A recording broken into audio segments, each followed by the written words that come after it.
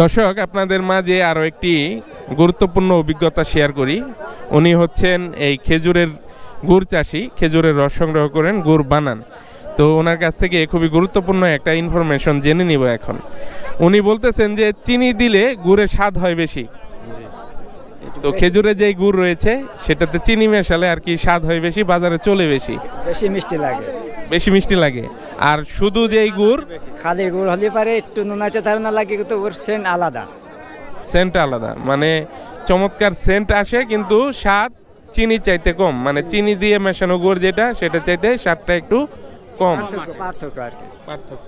আর ব্যাপারীরাও চিনি যুক্ত গুড় কিনতে বেশি ভালোবাসে, চিনিযুক্ত গুড়ই বেশি কেনে। তো আপনারা শুনতে পেলেন, ব্যাপারীরাই হলো এর মূল হোতা। গুড়ে চিনি দেওয়া শিখিয়েছে।